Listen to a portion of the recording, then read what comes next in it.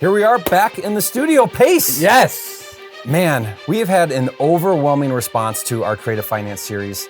There's like, was it 19 or 20 eventually that we've done up until this one now, or whenever we release this one. I know what number we're on. Videos. We're on number not enough. We need to keep doing more. Yeah, I appreciate you, Pace. We've had such an overwhelming response, though, to that series. So many people are getting value out of it. I think we're in the hundreds of thousands of views between all those videos. So many questions. I try to personally, I don't know about you if you have time for this, I try to personally go through comments on YouTube. Mostly it helps me just kind of understand where people are at. Did I explain something very well? What are they confused about? And there were so many questions in the creative series where I was like, man, I would need like a whole video to even answer this question, or man, this would be great for Pace to answer. How do we even answer this in a comment? So you've agreed to sit back down and really go through some of the top questions. And Tyler, he spent some time, he's gone through, and kind of group things, and some of these are really good. Like, why didn't we cover this when we did the first set of series? So there's some good things in here. I think there's really great things. And then also, guys, give Tyler some love in the comments down below. He took the time to pull these out. It takes hours and hours to do this, and it shows somebody really cares when they say, hey, let's not just make some cool videos for people. Let's go and address people's specific comments and make dedicated videos to that. So give Tyler some love down in the comments. Appreciate you, Tyler.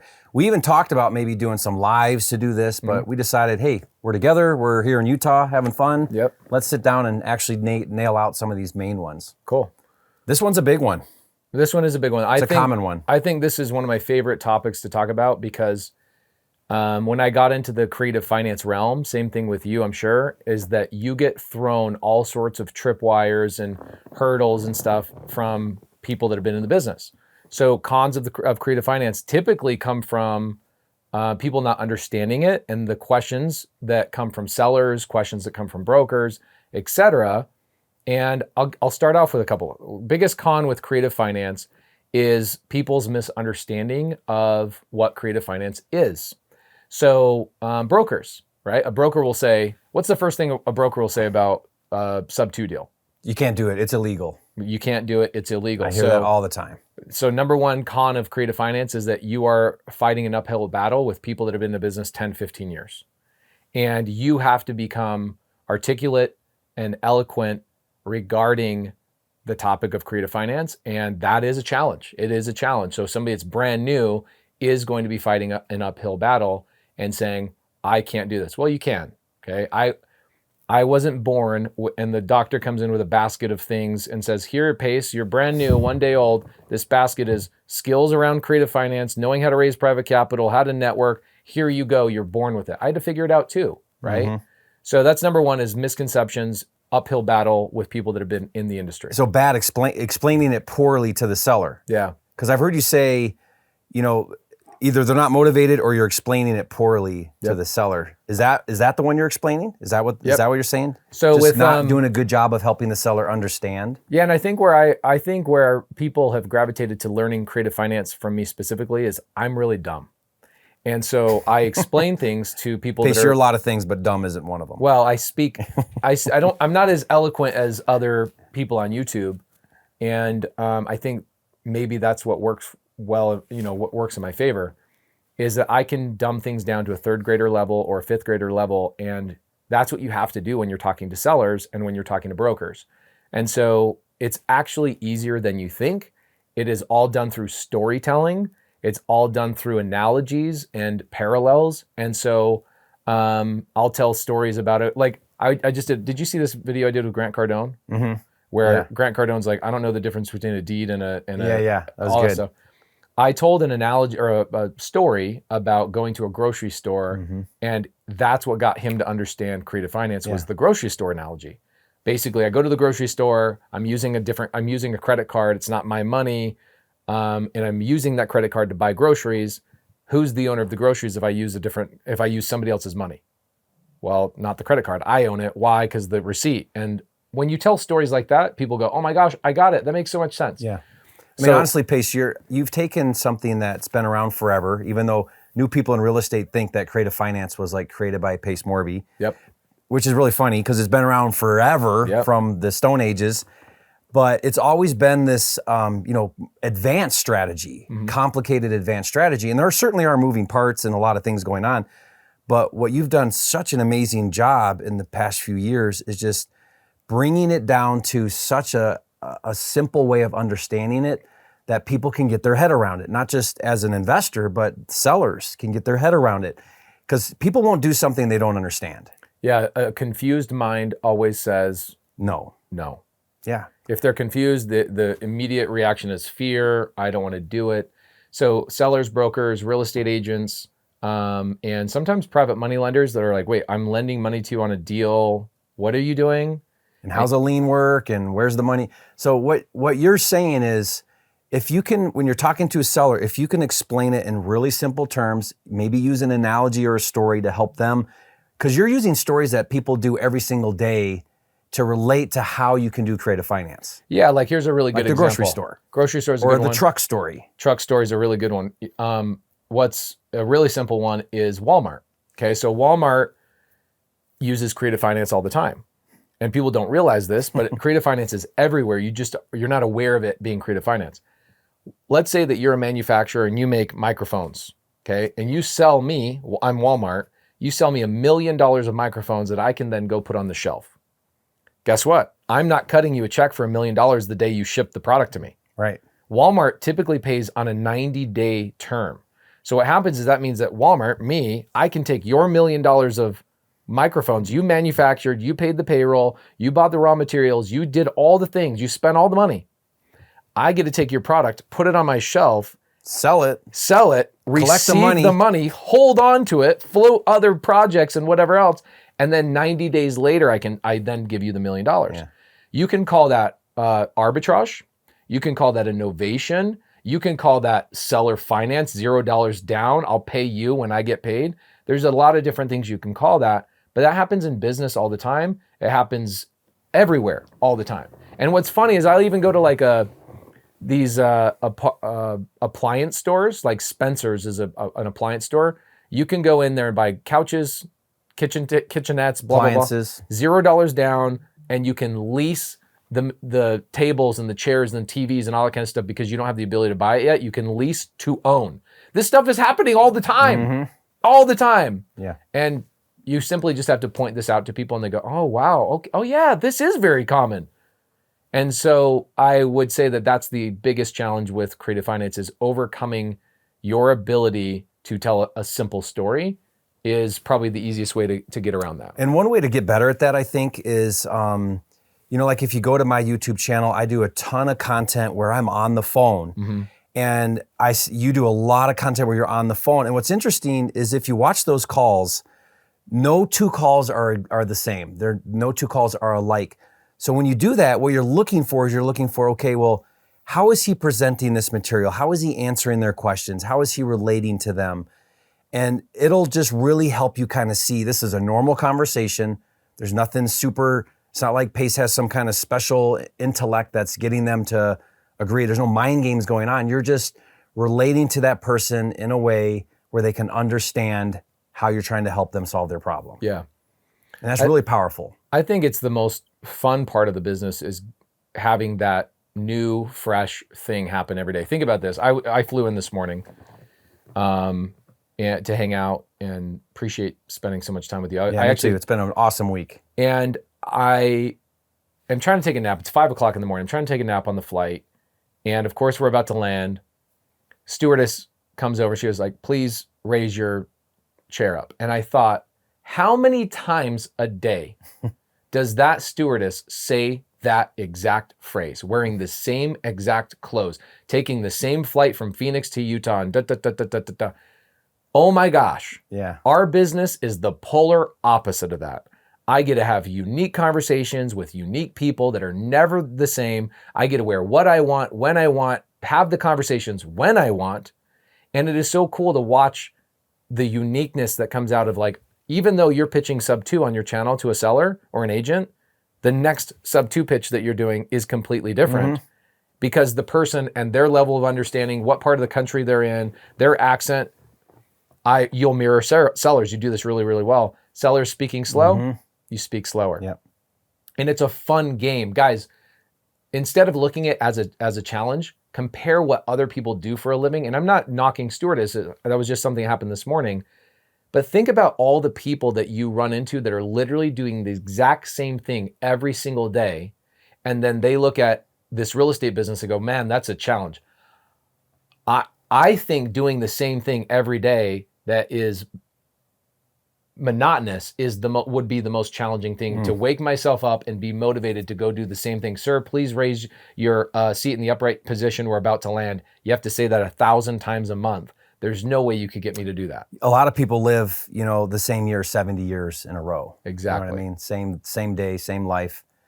And what a blessing to not be able to do that. It is a blessing. And you know what Jerry's channel is giving you guys is options. I just did a podcast with Dean Graziosi, and Dean asked me, he says, what do you think owning your future means?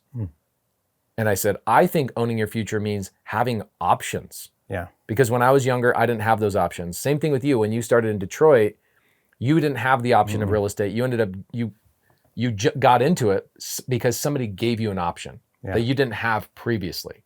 And so what you're doing now is you're taking these options that you've accumulated and all these ways to make money, and you're giving them out to your YouTube audience.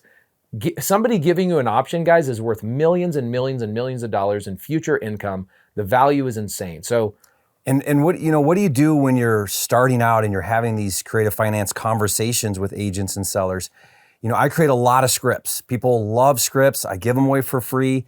But that's how I would say it, and that's my personality. So I tell people, if you're just trying to create like a baseline of like, okay, well, how do I start a conversation and what do I say with these commonly asked questions? A script is amazing. But if you just follow that script only, it's not going to be natural. You're not going to feel authentic. So you've got to put the reps in. Take the script as maybe kind of like a starting point, but really find your groove, find your way of relating to somebody. And everybody relates a little differently. Yeah. But if you can be just open and honest in yourself and have fun with it, like I try to have fun, I try to laugh, I try to find some humor in things, or if they're really aggressive, I'll be really aggressive, like you said, mirroring. But honestly, guys, like when I first got on the phones years ago and started, I sounded horrible too. I fumbled through. I didn't know what to say. I remember times where I would just like hang up the phone because I was stuck. Yeah. I'd just be like, freeze, hang up. Right? I tell people practice in somebody else's market and you can just hang up the phone. But over time, if you put in the reps, you'll sound like, when you hear Pace on the phone, it just sounds like he's talking to his friends or his parents or like his best friend. It's because he's put in the time to learn how to talk. And every time you do it, you're going to have maybe a little bit different way, a little bit better way of answering someone's question, or there's going to come the time where you're like, I never heard that before. And I say all the time, I get stumped all the time where I'm like, you know what? I really don't know, but let me find out. Yeah. And people are like, wow, I love seeing you say you didn't know something. I'm like, yeah, I'm learning every day too. Every day. And that's what's so great about this. Again, going back to the fact that we don't have to live a life where it's like, nope, you've learned the thing, you've got the certificate, no more learning for you. You just got to go and tell people to put their chair in the upright position for the rest of your life. That is not our jobs. Our job is it's basically a journey of self-discovery every single day. Yeah, I came up with recently, we released this as another free thing, but it was a real estate investing glossary. Oh, cool. And I spent a long time adding, it's hundreds of words. Yeah. And I tell people, go through this and quiz yourself, look at the word, see if you understand it, read the definition, and then see if you can explain back to somebody what that is in normal term, in your own words. Yeah. And if you can explain it back to somebody in your own words, then you grasp the gist of it, right? Yeah. And I think creative finance is that way too. If you can take someone and sit them down and say, hey, let me explain to you what subject to is. And they have no idea, maybe they've never heard of that before. Yeah. And you can do it in a way to where they understand. That's gonna be super helpful for then when you get on the phone with a seller and you're kind of looking for ways to talk.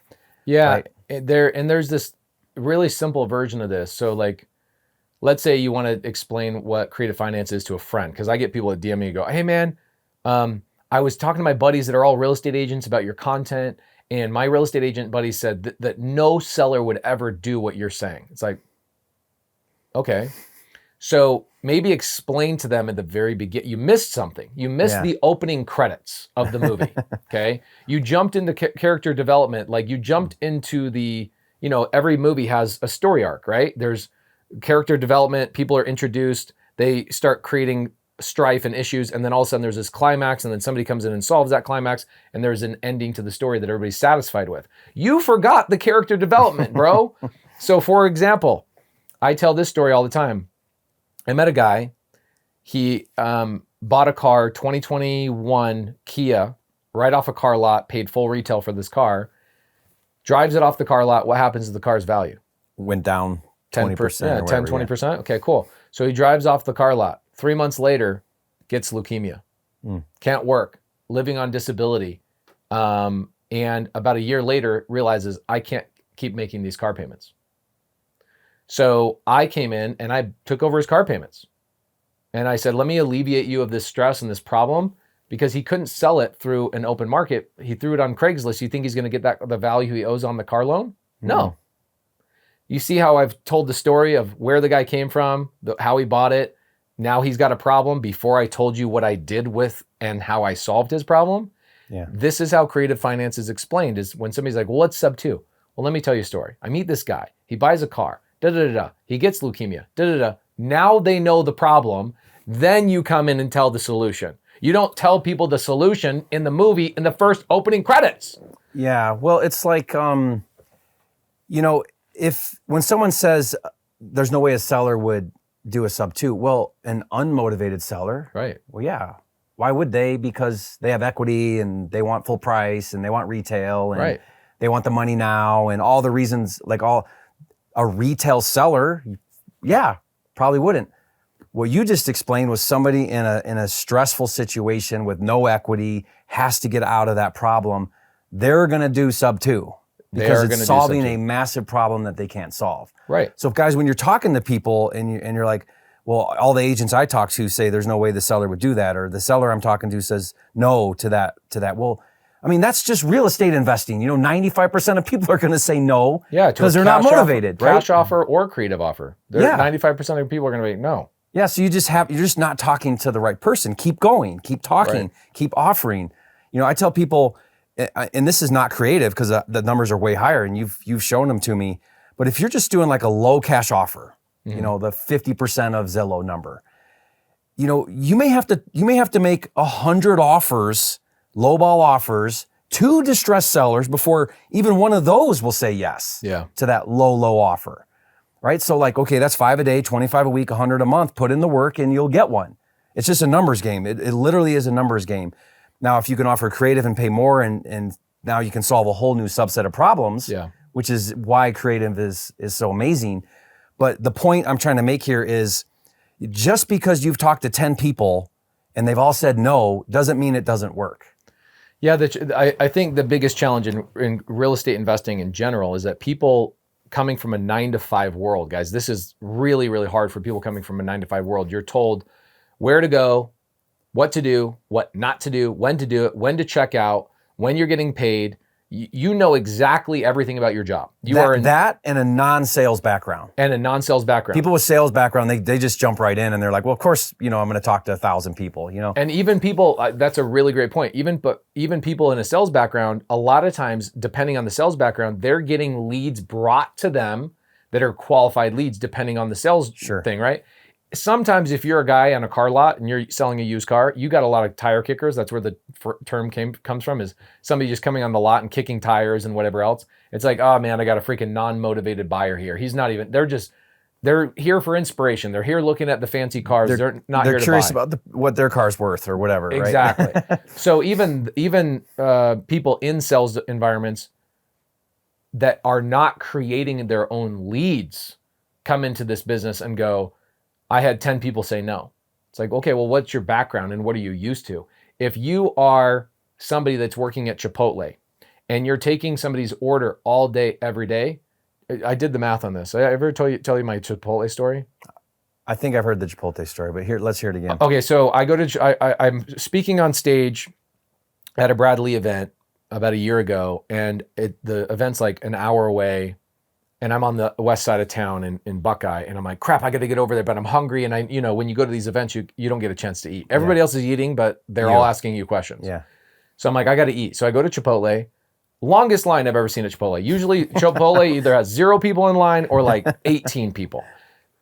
This is like 40 something people. They're like going out the door, and I'm like, dude, oh my gosh, I don't have time for this. But the line seemed to be moving pretty quickly. So I go, all right, I'm committed. I'm going to wait in line.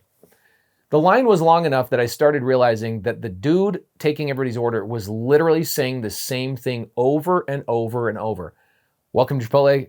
What would you like to have? Pinto or black beans? White rice. Blah, blah. Chicken or steak. Yeah. Chicken or steak. We've all been there. We've heard them say the same thing 1,000 times. So as I'm going through line, about 20 people go through. There's still 20 people in front of me. He's saying the same thing over and over and over.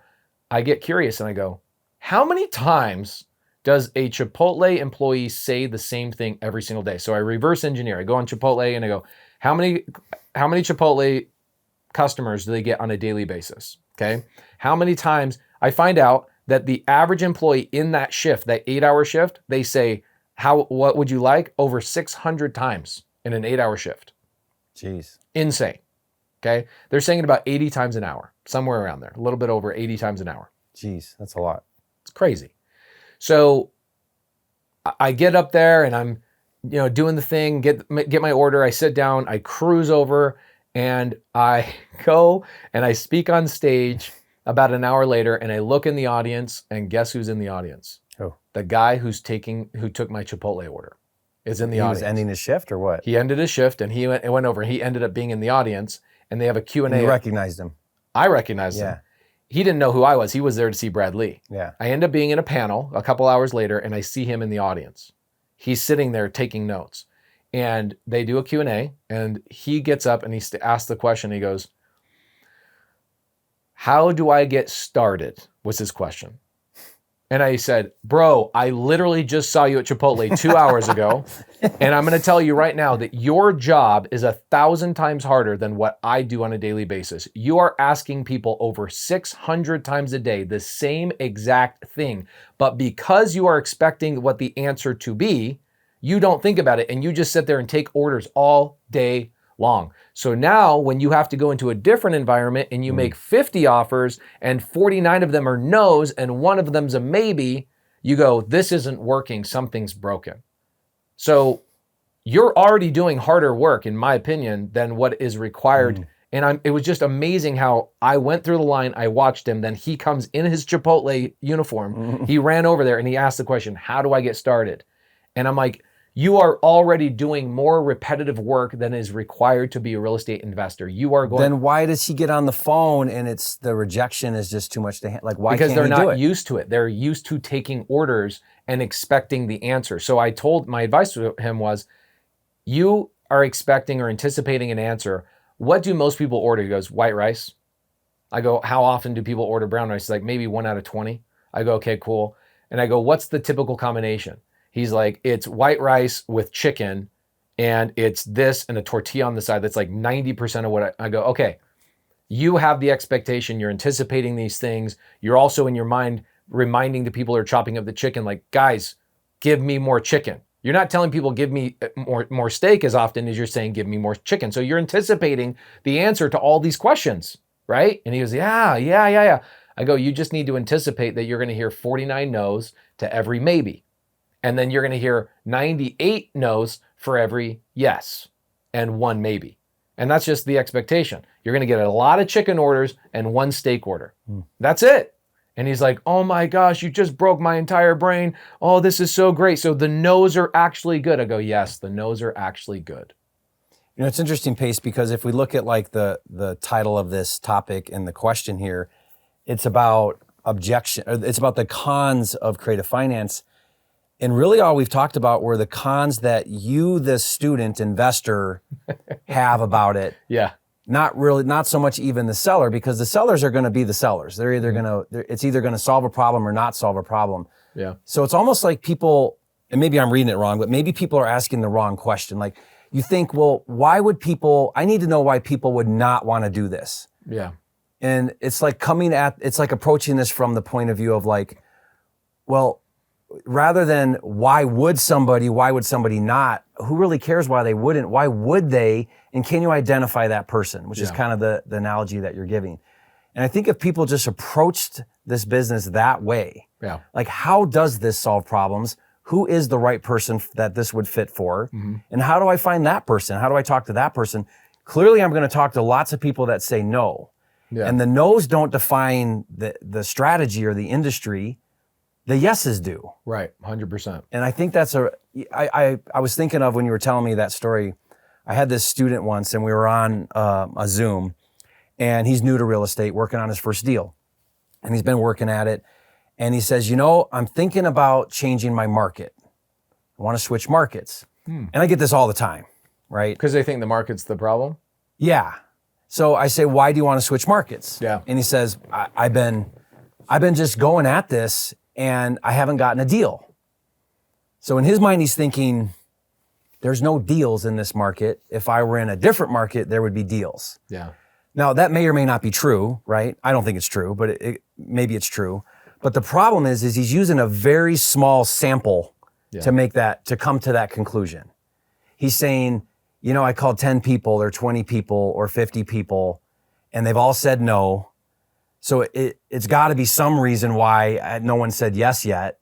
And the reason why no one said yes yet is because I'm in a bad market. So I'm going to start because when you switch markets, you start from scratch. Yeah. All new lead gen, all new contacts, all new everything. You start all over. Real estate new is title company, new private money lenders, new hard money lenders, new everything, contractors. When you switch markets, it's going from wherever you at to zero. Right. And starting all over again. And so I said to him, I said, let me be totally honest with you. I mean, do you want me to be totally honest with you? And he's like, yeah, tell it to me. And I said, you haven't put in the work to make that decision yet. Yeah. You haven't put in the dues. You haven't talked to enough people. Tell me it doesn't work when you've talked to 1,000. Tell me it doesn't work when you've talked to 10,000 people.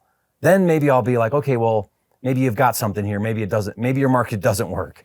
Yeah. But honestly, when you're brand new and you've just started and you've talked to 100 people or whatever you've talked to, it's not your market. It's just you haven't put the reps in. Yeah, it's expecting a six-pack after you've done 14 push-ups or 14 sit-ups, right? Yeah, it's like you and I doing the Spartan tomorrow, and we started training on Monday. Yeah, we're like really dumb. We're legit doing this. This is very true. It's not going to work. But we have the expectation. Like we didn't put the work in. It's going to be atrocious tomorrow. It's going to be absolutely amazing.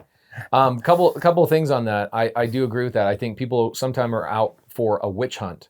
They're looking for the reasons not to be successful rather than the reasons to be successful. And a couple of things. If I told Tyler, hey, Tyler, go down and I want you to buy a Sony a7S III or whatever. What are you using? That's exactly right. Okay, so he has a Sony a7S III, which is the chosen camera for most creators.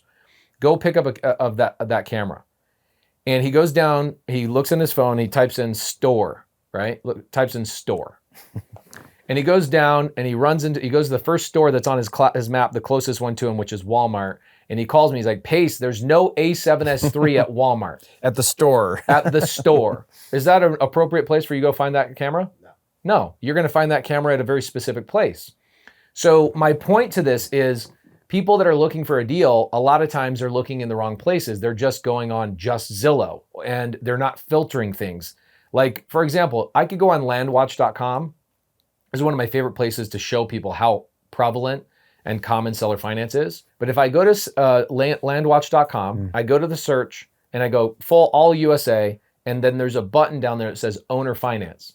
There's over 12,000 current listings listed with agents, right? Land, cabins, lake houses, river houses, RV parks, all sorts of things, even businesses on landwatch.com. 12,000 of them are listed. So when somebody's like, I want an owner finance deal or a seller finance deal, I go, you're going on Zillow on properties that just got listed today, and you're making 100 phone calls, but you're looking for a seller finance deal. Yeah. That's like looking for an A7S III at Walmart. You ain't gonna find it there. You're gonna find it on bhphoto.com, or you're gonna find it on maybe amazon.com. There's only specific places you're gonna find that camera. So stop asking the questions of like, my market's not working.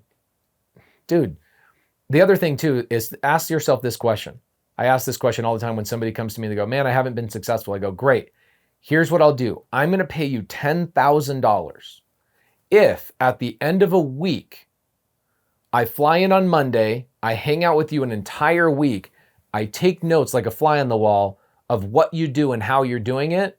And at the end of the week, I can say, yep, you're putting in the work. I don't know what's going on. I don't know why you're getting deals. I will pay you $10,000. Who's willing to take that challenge? Because if I win, you have to pay me $10,000. And you know how many people take that challenge? 0. So think about it in that respect of, would you be proud if Jerry Norton spent a whole week watching you like a fly on the wall, right? You go to your 9-to-5 job, you come home, you have a window of 3 or 4 hours you can work, maybe an hour, maybe 2 hours. Are you using that hour to 2 hours efficiently? And if your answer is yes, then would you take the challenge of letting me come and spend a week watching you during that time frame? And at the end of the week, you could say, I didn't do a deal. This business is not working. My market is blah, blah, blah, blah, blah. And that truly is the answer. And if that truly is the answer, I give you 10 grand. If it's not the answer, you give me 10 grand. Almost nobody's ever taken that challenge because they go, oh crap. We created a really cool, in my new software, PropWire, we created this really cool filter where what we've done is we've taken active listings on the MLS and then created this master keyword list of creative financing terms. So good. And then what it does is it scrapes for those terms and then it gives you a list. So these are properties that in the descriptions, they're advertising that they're open to creative. So it'll say things like owner carry or lease option, things like that. Seller carryback. Yeah, all the terms. Creative finance possible. Yeah, Owner finance you won't possible. see subject to in there really, but you'll see a lot of creative finance. Yeah. And so like you said, you know, you can go right where your people are hanging out and start there. Right. You know what I mean? To find the right crowd to have these conversations. Right. Well, guys, we went kind of long on this video. We went all over the place, but it was really awesome. I love the things we talked about because I really think that with this question here, Pace, with like the cons, it's a lot of it is like objections you create in your own head, right? And just not really believing in the idea or the concept or the strategies of creative financing. So make sure that you've got your head on straight around these ideas. It's solving problems for people that a cash offer won't do, right? So that's key. I got one more con. As you're wrapping up, I got to drop one more con. I'm so sorry. Exactly what he's talking about. One of the biggest cons of creative finance is that it becomes a crutch for investors because it actually is an easier tool to use than getting a low cash offer. Mm-hmm. Imagine me going to a seller and the seller says, yeah, I want to sell my house. I go to them always first with a cash offer for multiple reasons. 1, because I like to wholesale. 2, I like to fix and flip. 3, I like to get all the story about what other offers are coming in on the cash side so that when I do go to and pivot to the creative finance side, I have all the story here and I go, well, what if we go this route? I could pay you more money. When you learn creative finance, it is so much easier to get a deal done because there's so many more tools to utilize that what will happen is you will screw up and miss out on cash opportunities because you are too quick to offer creative finance. Yeah, you're so right. So we have a rule where you have to anchor first with cash. Yeah. We actually do, aside from creative, we do listings too, where we'll list it. And I'm noticing in one of my markets with a partner, it's high end. So these listings are equaling 12, 19,000, 22,000.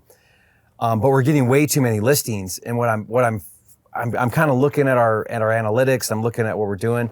And I went back to my acquisitions team and I said, you guys are going for the easy pickings. You're just grabbing the low hanging fruit. Oh, you won't take well, why don't we list it for you? We're leaving so much more money on the table because you're not holding out a little harder on that low cash offer. So that's a really good point. I think if you guys are really, you want to look at, I try to look at my real estate business Pace as not a wholesale company or a creative company or listings, whatever. I want to be an acquisition company. And an acquisition company means I want to get the best deal I can get based on the seller's needs, right? But what's the best deal I can get? And I want to start there and then work my way up accordingly. Yeah, it's like, think about golf, right? How many golf clubs are in a bag? Do you know? No. I knew you wouldn't know. Tyler, do you know? It's 15. Okay, so when you ask Tiger Woods, what do you do for a living? Does he say, oh, I putt for a living? No, because putting is only one of the things he does. He says, I golf for a living. He uses his driver, his 7-iron, his 60 wedge. He uses his putter. He uses all these tools depending on what the shot requires, he pulls that tool out of the bag and uses that tool specifically to get a goal for that shot, whatever is the best thing. So what Jerry's saying, he's saying, I'm not a listing agent. I'm not a wholesaler. I'm not a fix and flipper. I'm not a creative person. I'm a golfer. I use all the tools that are in my bag that are appropriate for the shot. And a lot of times I'll go play golf and my partner, Cody Barton, will pull out his putter off of the green, out of the sand, 100 yards away from the green, because he goes, well, I'm going to duff this one shot. I'm just not good with this club yet, so I'm just going to use my putter. And I go, dude, you're actually creating a problem for yourself in the future. You're not becoming a better golfer. You're using this putter as a crutch. And then I told him about our acquisition business. I go, imagine if all of our acquisition people just submitted creative offers all day long. What would that do to our business? He goes, oh, it'd kill our business. I go, you're killing your golf game by just using a putter. Use the tool that's appropriate and screw up enough times that you become good at it. So I would say creative finance, one of the biggest cons is that. And same thing with listing. I stopped doing listings because it was a crutch for me. Too easy of a. In the very beginning, I would go to my wife. I go, "Hey, I got another listing. She's like, "Man, why are you getting so many listings?" I don't know. It's because it was easy. Yeah, it was the easy thing. When I felt resistance and the seller didn't want to negotiate, instead of me obtaining and understanding their bunnies a little bit more and understanding their problems, I would just default to, "Oh crap, they said no. Let's go to the default listing route." Easy one. Yeah, totally. Well, guys, hope this gave you some great ideas. We'll put some links with some resources to help you if you're getting started with this. Also, be sure to go to paceandjerry.com.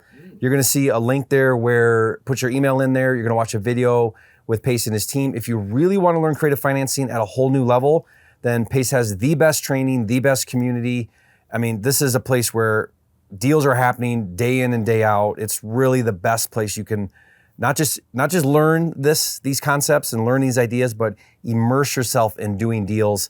Just go to paceandjerry.com and you can do a strategy call, I think, with your team, and they'll sit down with you, see what your goals are, what you're trying to accomplish, and if it's a good fit, how you can be part of that community. So do that too, and we're gonna keep doing videos, so be on the lookout in the series. We put all of these videos in a playlist.